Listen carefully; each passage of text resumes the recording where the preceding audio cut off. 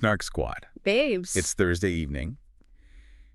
And babes, Yeah. this is fucking amazing. Wine flowing. We are on the studio couch in the coziest sweatsuits. And babes, we need to talk about this. Let's just say it. This show, Oh, yeah. it has the potential to be one of our absolute favorites this year. Cheers to drama. Cheers to love. And Snark Squad, cheers to you. Cheers, guys. But listen, before we even get into anything tonight, we really need to give a massive shout out Oh, we absolutely do. to the Season 7 Love Island cast. Because, babes, the only reason we are even sitting here right now is because of the absolute mess you all gave us last year. Respect. Utter respect. So we need to know, who is your all-time favorite from Season 7? Because I am ready to go to the mat for my pick. I already know exactly who you're going to say. And I know you're going to come at me with some hyper-analytical, like cold-hearted strategy logic, but I am emotionally tethered to my choice.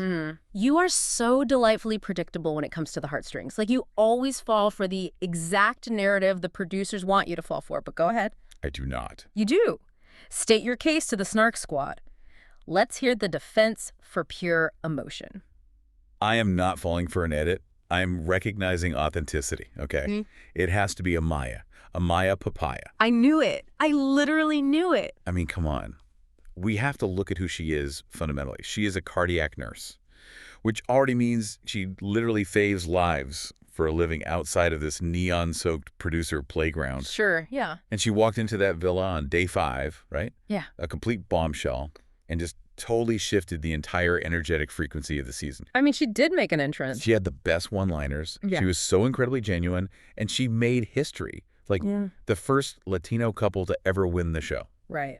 I just felt like every single time she was on screen, I was rooting for her because she wasn't performing. Like, she wears her heart on her sleeve. Yeah. She cried real tears. And I just wanted to wrap her in a weighted blanket and protect her from the absolute garbage fire of men in that villa. I am a full-time card-carrying member of the Papaya fan club. See, this is exactly where we differ. And honestly, this is why we balance each other out perfectly on this couch. Because I have a heart. Huh? No, because you vote with your feelings. I vote based on who actually understood the assignment of being on a television program. Oh my God. Like, who gave the producers exactly what they needed to secure their screen time and drive the cultural conversation. And for me, the all-time favorite, the absolute MVP of Season 7 is Hannah. Hannah. Are you serious right now? Dead serious. She got dumped in week 7. She didn't even make it to Casa Amor. Exactly. How could she be your all-time favorite when she wasn't even there for the climax of the season? Because she didn't even make it to the final third of the show, and yet here we are almost a year later, and we are still talking about her. That is power. That is just being loud. It is lasting cultural impact. Look at the mechanics of what Hannah did. She walked in there, surveyed the landscape, and immediately realized that the ecosystem of the villa was entirely dependent on conflict. She did start a lot of fights. So she just started pressing buttons. She was aggressively producing the show from the inside. She never held back an unfiltered thought, and she gave us the best reaction faces. Okay, her reaction faces were pretty good. Which, by the way, is a highly underrated skill in reality TV. Like, knowing how to serve a memeable face to a camera you aren't supposed to be looking at. She didn't care about playing nice to win the popular vote.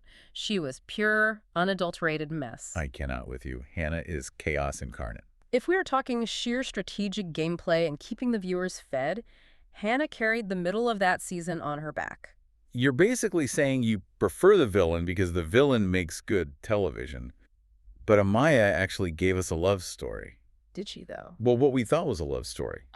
We get into that absolute tragedy later. Yeah. But Amaya was the soul of the season. She gave people hope. Hope is an illusion, bestie, and you just said it yourself. What we thought was a love story that imploded the absolute second the camera stopped rolling and the financial incentives shifted. Don't remind me. Meanwhile, Hannah never pretended to be anything she wasn't. She's still out here securing her brand deals, staying relevant, and starting fights at arcade bars. She really is. She is reality TV gold because she understands the genre. But listen, the real reason we obsess over this show, the reason we are sitting here in matching sweatsuits with our second generously poured glass of Pinot Noir, Oh my God, yes. is the central paradox of it all, let's be honest.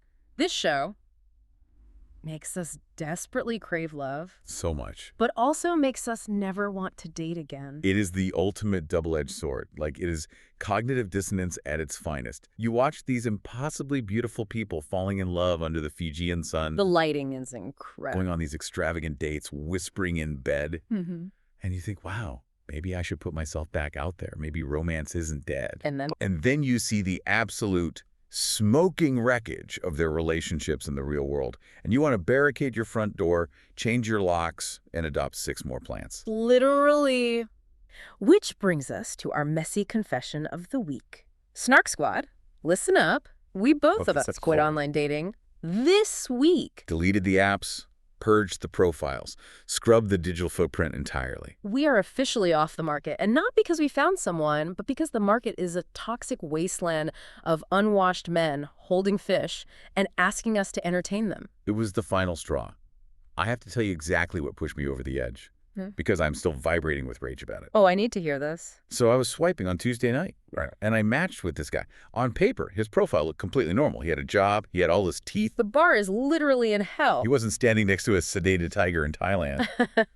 So we match. He messages me, hey, just hey. The lowest possible effort initiation. Right. But I decide to be gracious. Oh. Say, hey, how's your week going? He responds, literally 3 hours later, with a GIF of Michael Scott from The Office. No. No words, just a GIF. Oh, my God. But I try to engage again, thinking maybe he's just awkward. So I ask a thoughtful, specific question about a book he had in the background of his third photo. Oh, no. I know exactly where this is going. Read receipt. Ghosted. Oh, no, mate. And I just snapped. Something inside me physically broke. I threw my phone across the couch. I was like, I cannot spend another ounce of my precious, finite life force trying to extract a single cohesive sentence from a 36-year-old man who lists tacos and The Office as his entire personality. I'm screaming. Tacos in the office. Groundbreaking. The gamification of these apps has completely destroyed basic human etiquette. It's just endless swiping, endless dopamine hits, and zero actual connection. The sheer exhaustion of the modern dating economy is enough to break anyone's spirit. It really is an unregulated marketplace of bad behavior. What was your final straw? Oh, for me, the final straw was the guy who wanted to take me on a walking date in the park at 8 p.m. Wait, what? 8 p.m.? 8 p.m. First of all, I do not do manual labor for a first date. I am not putting on my matching athleisure to sweat next to a stranger. No, absolutely not. Second of all, are you actively trying to murder me? It is pitch black outside. A true crime podcast waiting to happen. No, right. So I said, how about we grab a drink at that nice lounge downtown instead? Yeah. He unmatched me instantly. Stop. Because you wouldn't go into the woods with him. Because I wouldn't wander into the woods with a stranger to save him $20 on a cocktail. I looked at the screen, laughed out loud, and deleted the app right then and there. I chose peace. The chaos is not worth the potential of meeting a man who thinks a pitch black stroll is romance. That is so dark. Yeah. Literally. Okay. But here is the real, raw confession. And I need to spiral for a second. Okay, spiral. Because I haven't actually said this out loud. I did. I deleted Hinge. I deleted Bumble. I felt so empowered on Tuesday. But then last night, I was sitting right here. The studio was quiet. I was looking at my ceiling. And I just started, like, spiraling.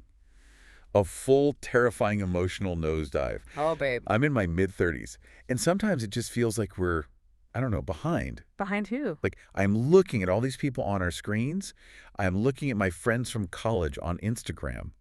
And everyone is hitting these rigid societal milestones. The rings and the babies. The engagement rings, the baby showers, the joint mortgages, the matching family pajamas at Christmas. Yeah. And I just sat there in the dark thinking, am I completely behind? Did I mess up my timeline? You did not mess up your timeline. But if I stay off the apps, if I opt out of the game entirely, am I just resigning myself to being alone forever? The societal pressure is so incredibly heavy, Davis. It is heavy. I know. It feels like there is this ticking clock in the background of my life, like a metronome I can't turn off. And deleting the apps felt like I just ripped the battery out of the clock, and now I'm just floating in space with no direction. It's terrifying to step off the conveyor belt. Okay, I am going to stop you right there. Put down the wine for a second. Look at me. Okay. I am going to give you the most aggressive, grounding reality check you have ever received. Yes. Men are not the prize. You are the prize. We have been systematically brainwashed by this archaic, patriarchal timeline that tells us our worth as women is directly tied to whether or not a man has chosen us by age 35. I know. That is statistical garbage. Let's look at reality. Let's look at the actual facts of your life, not the invisible scorecard society handed you. You finished dental school. Do you remember what that took? 8 years of absolute misery. 8 years of grueling higher education. You have a doctorate. You are literally a doctor who rebuilds smiles and stops people's pain. You have built an incredible, lucrative career. You own your space. You're right. And we built the show from absolutely nothing, talking into cheap microphones in a closet, and now we have the Snark squad tuning in every week to hear our voices. I love our squad. You are living a full, vibrant, massively successful life.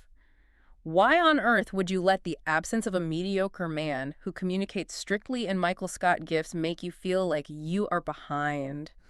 Ugh, when you say it like that. Behind what? Behind being miserable with someone who doesn't value you. I know, you're right. I logically know you're right.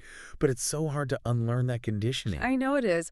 But I am pushing back on this spiral, because what is the alternative? Let's play the tape forward. Right. The alternative is settling. It's settling for a guy who makes you pay for your half of a stale muffin on a pitch-black walking date just so you can check a box and post a photo to appease people you haven't spoken to since high school. Oh my God, the walking date guy. No, we are absolutely not doing that. We are opting out of the circus until someone arrives who actually adds measurable value to our lives. Until then, we have our careers, we have our deeply fulfilling friendship, and we have the Snark squad. Period. You're so right. Thank you. I really needed that. I got you. I needed that aggressive, slightly shady, intensely loyal grounding. Snark Squad, if you are spiraling tonight, if you are looking at your ex's engagement photos and feeling sick to your stomach, hear this. You are the prize. Men are a luxury, not a necessity. Clink. Cheers to our careers, our degrees, and opting out of the chaos. Clink. Exactly. Let them have their walking dates. Honestly. Now that we have firmly reestablished our power and dried our tears, let's dive into the absolute dumpster fire that is these reality stars' romantic lives. Yes, please. Because honestly, nothing will make you feel 100 times better about being single and sitting on your couch than analyzing the 2-episode premiere of Love Island, Beyond the Villa, Season 2. Okay, yes. Let's get into the meat of this recap because I have been dying to talk about this for 3 days. Let's do it. So the premise of the show is catching up with the Season 7 cast almost a year later. And I just have to laugh right out of the gate because Peacock and the producers are trying so incredibly hard to give this show a Vanderpump Rules or The Hills vibe. Oh, they want it so bad. They want us to believe they are all this tight-knit group of glamorous besties living their best interconnected influencer lives in Los Angeles. It is the ultimate LA delusion. And it is fascinating from a sociological standpoint. Look at how they edit the transitions. The drones. Yes. They do these wide, sweeping drone shots of the Hollywood sign, the Santa Monica Pier at sunset, the palm trees. They're actively trying to create this illusion of geographical proximity. Like they're all just neighbors. Right, trying to convince the viewer that these people are just casually bumping into each other at Erewhon. But the reality is completely fractured, and the producers couldn't hide it. They really couldn't. These people are scattered all over the country. And to the show's credit, they did actually lean into the hometown reality a bit this season. Yeah. Which is hilarious because it totally undercuts the very LA fantasy they were trying to sell. Totally. We've got Taylor literally mucking horse stalls in freezing Oklahoma. Amaya is bundled up walking to a recording studio in New York. TJ is bouncing back and forth from Florida. It completely shatters the illusion that they are all just grabbing matcha lattes together every morning. Which makes the forced group hangouts when they do fly them all to LA even more awkward. Oh my God, the tension. You can feel the tension of people who only see each other when the producer sends a call sheet. It's so stiff. Yeah. But we have to start our recap with the biggest heartbreak of the premiere. We have to start with my girl, Amaya. Here we go. Snark Squad. I was furious. I was literally pacing my living room, shouting at my television. Let me break down the timeline for you because it is genuinely diabolical. It really is dark. Okay, so Amaya and Brian win Season 7. Yeah. They're the reigning champions. They get the confetti. They split the $100 grand. They leave the villa. They do the entire press tour holding hands. They film the reunion special where they declare their undying devotion. The whole dog and pony show. Exactly. Yeah. And Amaya says on camera in this episode that after the reunion, they went back to the hotel and had sex for the first time. Right. They were waiting, they were keeping it sacred, whatever her reasons were. They finally sleep together. And then, immediately after, Brian breaks up with her. Over. X. Message. A text message, the absolute staggering cowardice of it all. Over a text. It is a masterclass in post-production cowardice. It makes my blood boil. Yeah. She gave him everything. She thought they were endgame. She told him she loved him, and it gets so much worse. Oh, I know what you're going to say. He was supposed to fly out to meet her dad, right? The huge, monumental deal in her family's culture. He bails at the last minute. He texts her and claims he has a stomach ache. A stomach ache. A cummy ache. Yeah. Like a toddler trying to get out of gym class. I can't. And then what does she see the next day on social media? Brian, miraculously cured of his gastrointestinal distress, partying at a club with bottle service, surrounded by women. I wanted to reach through the screen and shake him until his teeth rattled. Okay, let's take a step back and analyze Brian's behavior. Because while it is infuriating, it is also completely predictable if you understand the psychology of the environment they came from. How is this predictable? To me, this is textbook Casa Amor boy behavior. We have to remember where Brian came from and the mechanism of Casa Amor. True. For anyone who needs a refresher, Casa Amor is the mid-season twist where they separate the couples and bring in a dozen new, aggressively flirtatious people. Yeah. It is the ultimate psychological temptation simulator designed to break weak bonds. Right. Brian was a Casa boy. He was brought in midway. He was desperate to get into the main villa, so he latched onto a fan favorite, Amaya. He'd totally use her. He performed the role of the devoted savior perfectly, and he rode her coattails all the way to the 100K prize.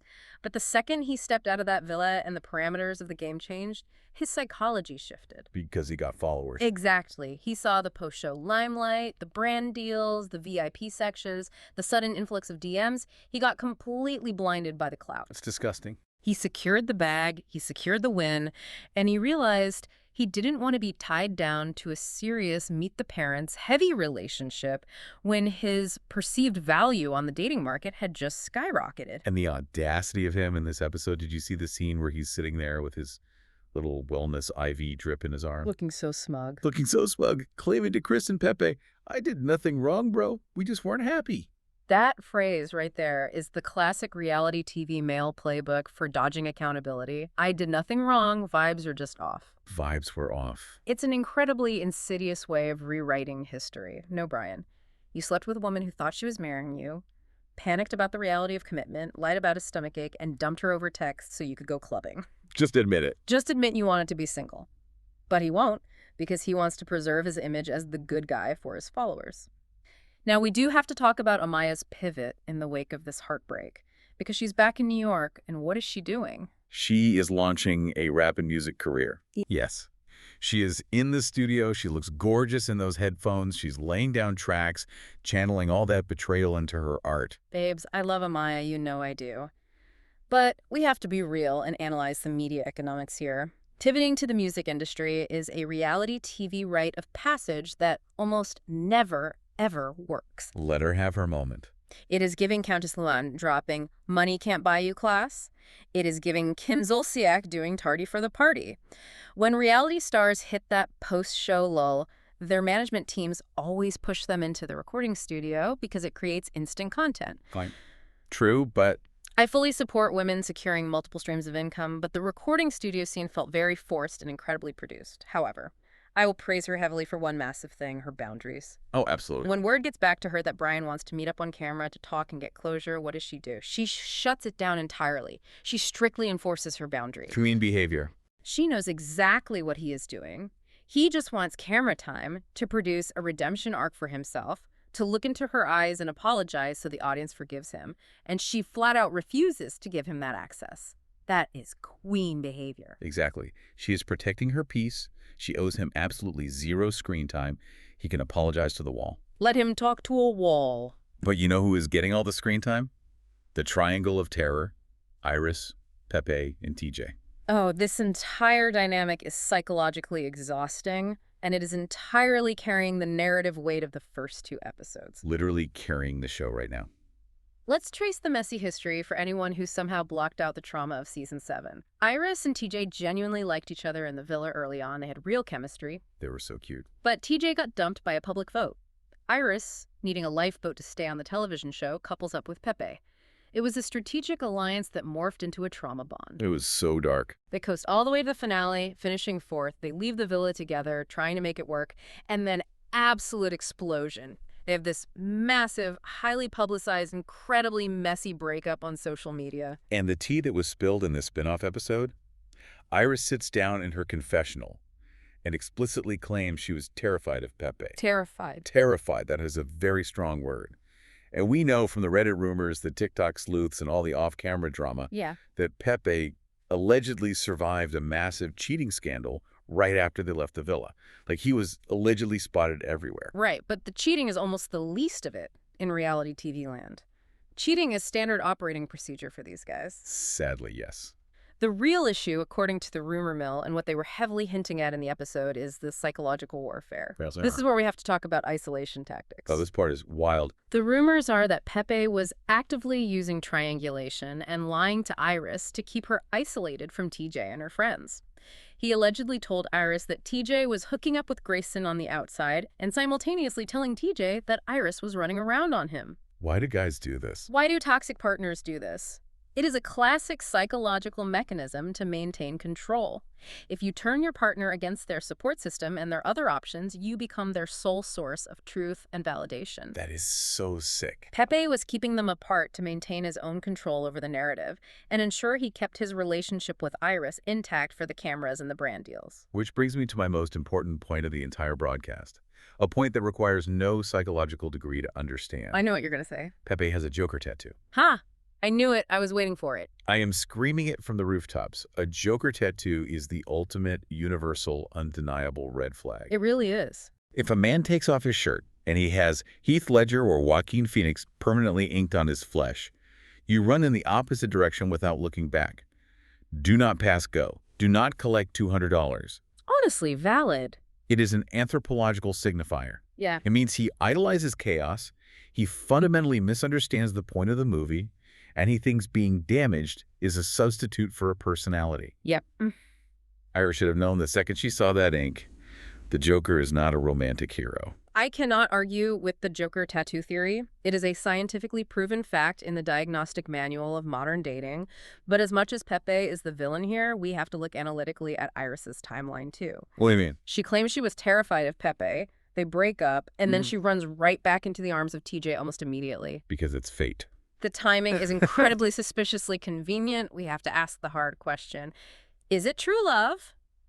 Or is TJ a convenient, safe rebound that also happens to secure them both a massive central storyline for this spinoff? Are you kidding me right now? Did you see the date? Oh, boy. Did your cold heart not melt even a little bit?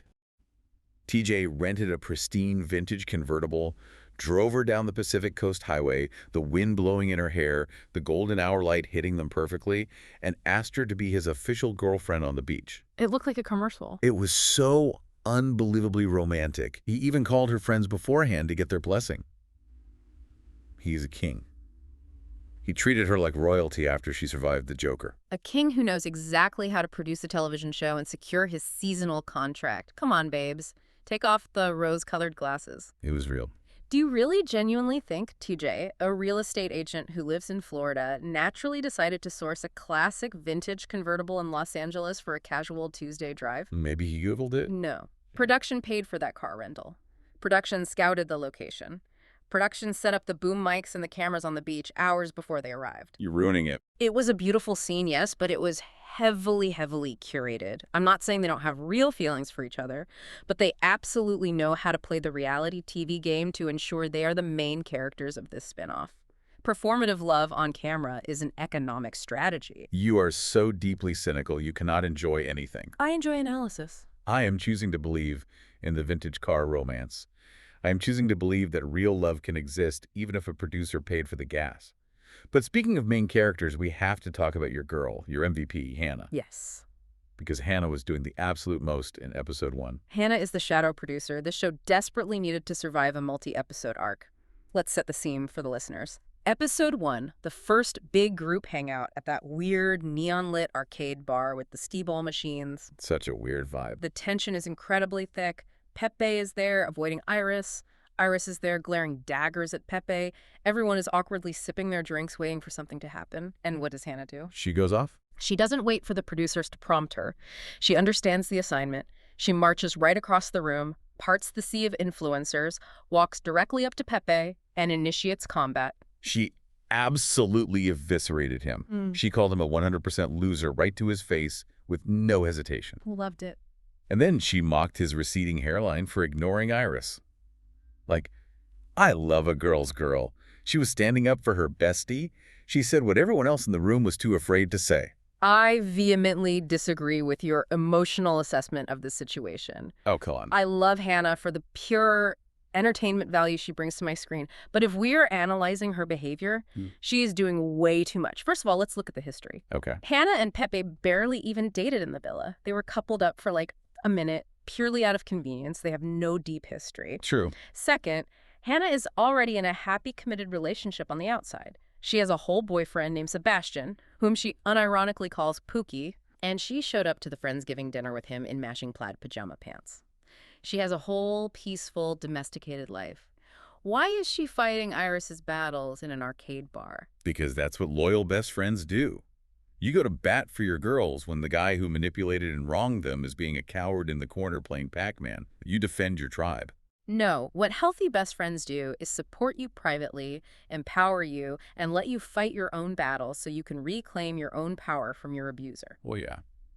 What Hannah is doing is securing her spot on the call sheet. She knows that being the confrontational mouthpiece guarantees her screen time. If she just sat quietly with Poopy, she would be edited out. So you think it's all fake? She is fighting battles that aren't hers because she wants a permanent reality TV gig. It's transparent. It's highly effective, but it's transparent. I will shade her all day for the unhinged execution, even though I respect the hustle of a woman trying to keep her relevance alive. Okay, I hear your cynical media theory. But side note, Snark Squad, did anyone else catch the detail online about Hannah's cat? Oh my God, the cat. Someone posted a picture deep in a Reddit thread, and Hannah has a cat that she dresses up in a tiny custom-made Christmas dress. I don't know why, but that specific detail just completely softens me to her. It is unhinged. A woman who takes the time to put her feline in a holiday gown cannot be entirely calculated. There's genuine weird joy there. The cat dress is a highly effective PR move, I'll admit. It humanizes her. It makes her quirky instead of just combative. But let's move from the contrived LA arcade drama to the absolute culture shock of the century. Let's talk about Taylor and Clark. Oh my gosh. My heart, I am swooning over them. To me, this is the definition of real, gritty, unglamorous love. Unglamorous is definitely the word. So, for context, Taylor, the hunky cowboy, survives a horrific horseback riding accident. The horse literally stepped on him, he tore his ACL, he had to have surgery, and he is laid up and broken. Poor guy. And Clark, this glamorous, high-maintenance city girl from Charlotte, North Carolina, has been stuck out in rural, freezing Oklahoma, nursing him back to health. We see footage of her doing barn chores. In designer boots. She is wearing muck boots. She is taking care of him when he can't walk. That is so far outside the typical LA influencer aesthetic that these people usually chase. It proves they are the real deal. They aren't at Coachella. They are in a barn. Okay, let's inject a heavy dose of sociological reality into this rustic fantasy you are spinning. Yes, it's nice that she's taking care of him while he's injured. But did you actually watch their scenes, or were you just looking at the cute horses? What are you talking about? They look so in love. The resentment is simmering just below the surface in every interaction. Clark is a city girl. She explicitly stated out loud that she wants to move to Los Angeles to capitalize on the influencer opportunities. Just for a bit. Let's talk about the economics of being a post-reality TV star. She needs to be in LA. She needs the brand deals, the red carpets, the Revolve Festival invites, the PR packages. Her career literally depends on geographical proximity to the influencer machine. But she loves him. Taylor, on the other hand, wants to stay in rural Oklahoma and go to vet school. They are at a fundamental structural impasse regarding their life goals. But they are compromising. Love is about compromise. She's there for him right now when he desperately needs her. Compromise only works when the end goals are compatible. How long do you genuinely think a Charlotte City girl is going to pretend to love mucking horse stalls in the freezing cold before the allure of LA brand deals becomes too tempting? Don't say that. There is a ticking clock on this relationship. The reality TV career pivot is a powerful drug, and Oklahoma does not have the infrastructure to support her influencer dreams.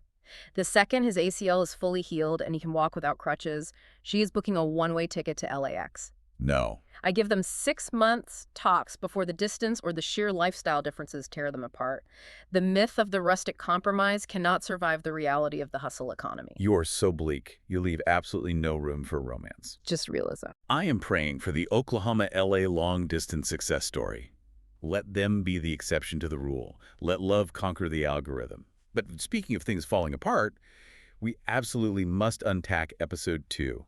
The Friends Not Foes-Giving Disaster. The title of that episode alone is a masterpiece of dark foreshadowing. It really was. A Friendsgiving hosted by the newly official Iris and TJ, ostensibly designed to bring everyone together and heal the fractures, which instead just highlighted how aggressively and irreparably divided this friend group actually is. Such a bad idea. And the most egregious detail of the entire dinner. Yeah. No turkey.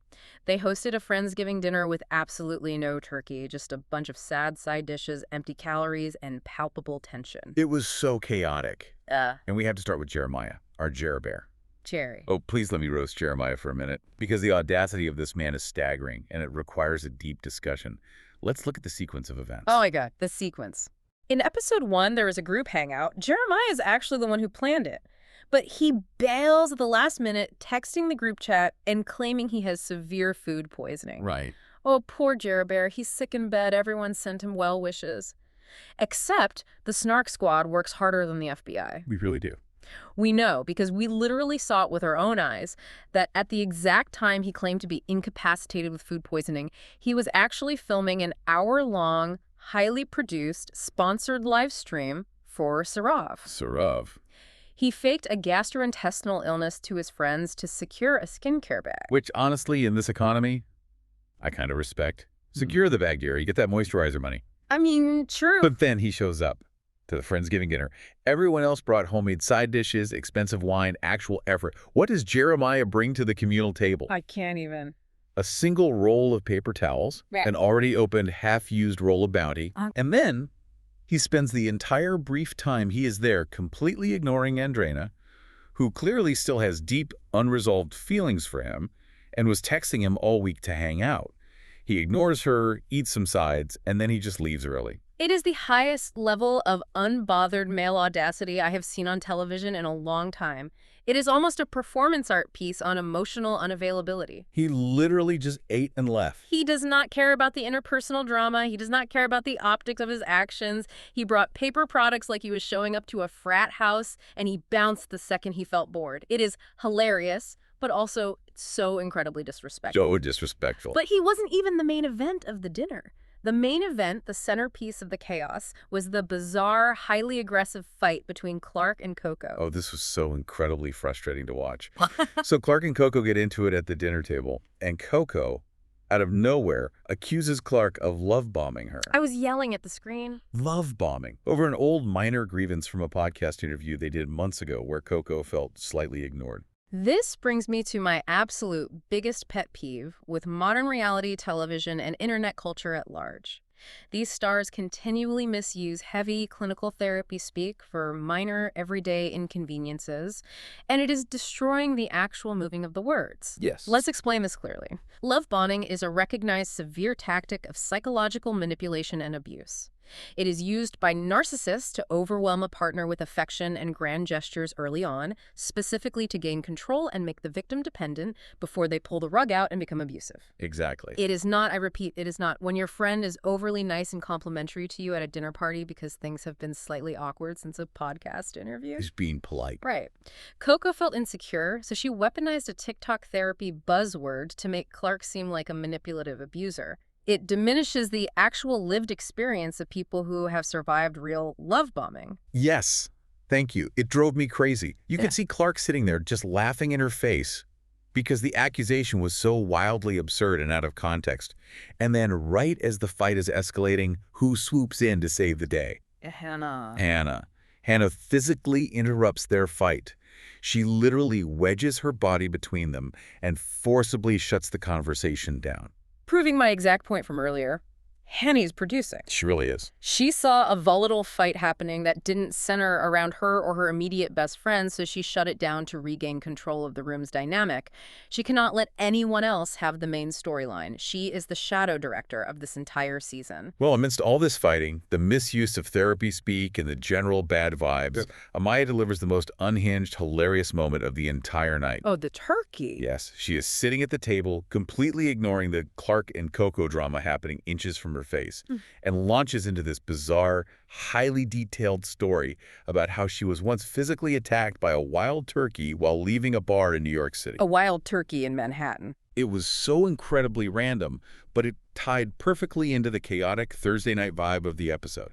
Like, everyone is fighting about podcasts, Jeremiah brought half a roll of paper towels, and Amaya is recounting avian warfare. It was high art. It was a literal fever dream. And let's not forget Chris trying to desperately secure his own storyline in the midst of this. Oh, right, Chris. Chris, the professional basketball player, takes Coco on a one-on-one date. A date that had zero romantic chemistry, by the way. They look like two coworkers forced to eat lunch together. Totally. But the real takeaway is Chris admitting on this date that he genuinely wants to quit playing professional basketball overseas so he can stay in Los Angeles and take acting classes. Why? Because he is hoping Tyler Perry calls him. Tyler Perry, out of nowhere, just waiting for the call. The sheer staggering delusion of reality TV career pivots. Think about the economics of this. Yeah. You have a lucrative, established career playing professional sports overseas. You have a salary, but you are going to abandon all of that to take an entry-level improv class in a strip mall in Burbank, banking on the microscopic chance that Tyler Perry, a billionaire mogul, happened to watch Love Island games, saw you in a neon swimsuit and thought, that's my new leading man. That's my guy. It is staggering delusion, but I guess that's exactly why we watch. We watch for the delusion. It really is. Okay, Snark Squad, we have broken down the meat of the episodes. We have analyzed the psychology. Now it is time to move into our segments and hand out some awards. Segment 1, hottest couple. Who are we actually feeling? Or are we not feeling anyone? I know exactly where you're going with this, but I'll let you go first. Make your emotional plea. Okay, I am emotionally investing all of my stock, my entire portfolio, in Clark and Taylor. Predictable. I know you think she's going to flee to L.A. the second his knee heals, but hear me out. Nursing someone back to health after they get crushed by a 1,200-pound animal is the definition of real, gritty love. It is completely outside the typical LA influencer aesthetic of matching outfits at Coachella and perfectly curated Instagram grids. It's messy, it's painful, it involves actual bodily fluids and sacrifice. That level of devotion, of showing up when it isn't glamorous, makes them the hottest couple to me. Yeah. Because it feels authentic in a sea of manufactured, producer-driven drama. Analytically, I have to tear everyone apart here because I am not feeling any of them as a long-term viable romantic couple. Oh. They are all, to varying degrees, coasting on aesthetic compatibility and Instagram engagement metrics. You look at Iris and TJ. Yes, physically they're gorgeous together. The vintage car, the beach sunset, the perfectly tailored outfits, they look like a Ralph Lauren ad campaign come to life. They really do. But I have to question if they are the hottest couple or just the couple with the best ring light and the most strategic alliance for maximizing screen time. You cannot deny their chemistry. You can see it in the way they look at each other. Even TJ's mom in Florida said they belong together. Moms are easily swayed by good lighting and polite behavior, too. I'm just saying surviving physical trauma together like Clark and Taylor is definitely a bonding experience. But surviving a cheating scandal, a PR crisis, and the rumor mill like Iris and TJ? Yeah. That requires a completely different kind of strategic alliance. Yeah. I think they are all hot messes trying to figure out how to monetize their feelings, but if we are judging purely on visual aesthetics, Iris and TJ take it. If we are judging on who will still be together in 5 years without cameras around, maybe absolutely none of them. You are a monster. A brilliant, cynical monster. Okay, moving on to segment 2. Biggest red flag. Who is already showing signs? Call it out. Who's yours? I'll go first. Yep. And I don't even have to think about it for a second. Brian. Oh, yeah. Brian is a walking, talking crimson flag flapping violently in hurricane force winds. I am so triggered by the absolute staggering cowardice of his actions. To sleep with a woman for the first time post-show, right after filming a reunion where you publicly profess your deep connection, and then dump her over a text message. It's gross. And then to lie about a stomachache so you could dodge the emotional labor of meeting her father just so you can go out drinking. It shows a complete lack of fundamental character, a lack of respect for women, and a profound inability to handle conflict like an adult. Major, major red flag. Brian is definitely a coward, and his conflict avoidance is glaring, but my biggest red flag goes to Pepe and his alleged web of lies. The Joker. Yes, the Joker. Think about the psychological maneuvering and the sheer energy required to isolate your partner by feeding her fake, perfectly calibrated stories about her friends and her exes. He allegedly told Iris that TJ and Grayson hooked up just to create a barrier of distrust. Sick. That is isolation tactics 101. It is textbook manipulation. That is terrifying, as Iris rightly said. But I also have to throw a secondary honorable mention red flag at Coco. Oh. Holding on to a perceived minor slight from a podcast for months, letting it fester, and then misusing clinical terminology like love bombing to describe a basic friendship disagreement. That is a huge red flag for deep emotional immaturity and a terrifying lack of accountability. Honestly, facts. If you can't have a disagreement without accusing someone of abuse, you are not ready for adult relationships. Snark Squad, we need you to validate our rage on this. Hop in the comments, send us a message, stitch this video. Who hasn't dealt with a texting coward like Brian, who bails when things get real, or a manipulative liar like Pepe, who tries to control who you talk to? These men are exhausting and they are everywhere. They are walking case studies in what to avoid. Which brings us perfectly to segment 3. Main character energy. Who thinks they run the outside world, and do they actually? For me, the main character is Amaya Papaya. And yes, I know I am emotional about it, but hear my logic. I love that she is setting firm, impenetrable boundaries. She's the main character of her own life right now. Yeah. She is actively refusing to let Brian use her pain for a redemption arc on camera. She knows her worth. She is unapologetically pursuing her recording studio dreams, even if we side-eyed the music industry pivot. And she is surrounding herself with her family and real friends. She isn't performing for the group dynamic. She is simply living her life and letting the chips fall. That is true main character energy. Your loyalty to her is sweet, but it is completely blinding you to the actual mechanics of how this television show works. Here we go. The true main character, the person who thinks they run the world, and in the context of this specific cast actually does, is Hannah. I broke it down earlier, but look at the overwhelming evidence. Because of the fight. She is aggressively producing the show from within. She confronts Pepe on behalf of Iris to spark the premiere episode's central conflict. She shuts down Coco and Clark's argument to control the narrative pacing at the dinner table. She forces her own screen time by bringing her boyfriend in matching PJs to an event he wasn't really a part of. I mean, she did do all that. I respect the hustle, I respect the understanding of the medium, but I find the execution painfully obvious and unhinged. She thinks she's Lisa Vanderpump pulling the strings, but she's giving chaotic middle management at a regional paper company. Chaotic middle management. I am dead. That is the most accurate description I've ever heard. Okay, final segment before we wrap up. Segment 4. Would you go on Love Island? Be honest with me in the Snark Squad. Would we survive the villa or be sent home night 1? Oh, this is easy. There is no debate here. I would be booted on night 1. Night 1. Night 1. And not because I lack game or because I wouldn't look fantastic sitting by the fire pit in the evening. You would look great. Thank you. But because the exact second the producers tried to make me play one of those messy, humiliating icebreaker games like passing a piece of chewed fruit mouth to mouth or popping a water balloon on some 22-year-old personal trainer's pelvis, I would flat out refuse. You would. I would sit on the neon beanbags, look directly into the hidden camera, and start analyzing the producers' manipulation tactics out loud. I would say, do you see how they are using enforced physical proximity to manufacture false intimacy in order to accelerate our cortisol levels and create trauma bonds? You would ruin the whole show. They would dump me immediately for breaking the fourth wall and ruining the illusion. You would be a producer's absolute worst nightmare. They would have security escort you off the premises. What about you? I, on the other hand, would completely fall apart emotionally by day 3. Oh, 100%. I would go in thinking I could handle it. I would catch intense feelings for a guy who wears puka shell necklaces and talks exclusively about vibes.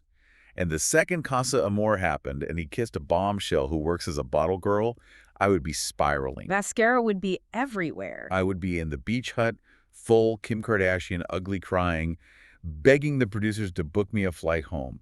I simply do not have the emotional fortitude for the panopticon of the villa. We would be a terrible, terrible cast. We'd just show up to the fire pit in our cozy sweatsuits, holding giant glasses of red wine, absolutely refusing to wear neon string bikinis, just judging everyone else's poor life choices from the corner. Basically exactly what we do right here on the couch, just with much better tans.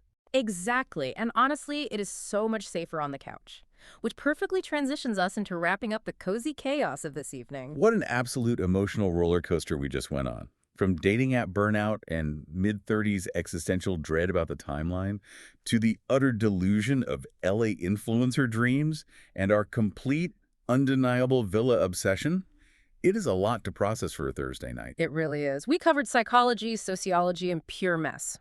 But before we go, Snark Squad, we have some vital questions for you. We really do. We need to know, are you still on dating apps, braving the wasteland? Or are you free and off the grid like us? Have you deleted Hinge and chosen peace? Let us know. And we also need to know, who is your absolute favorite from Season 7? Are you Team Amaya or Team Hannah? Settle our debate in the comments. And please remember to rate, review, and subscribe. It feeds the algorithm, keeps the lights on, and keeps the wine flowing in the studio. Yes, send in your submissions, your dating horror stories, your Love Island theories. Yeah. And specific instructions for tonight. Send this to your most delusional romantic friend. Do it. You know exactly who I'm talking about. The one who thinks she can fix a Casa Orum boy. She desperately needs to hear this. We love you, Snark Squad. Thank you so much for hanging out with us, drinking wine, and analyzing the mess. But we have to leave you with one final lingering thought, the big question that has been hanging over this entire discussion. We sit here and watch these people tear each other apart for clout, for followers, for relevance. We consume their heartbreak, the cheating, the text message breakups as entertainment. And babes, is love actually worth it? Mm-hmm. Or are we just better off watching it crash and burn on TV in our sweatsuits? Stay dreaming. Stay grounded. And we'll see you on the Snark side.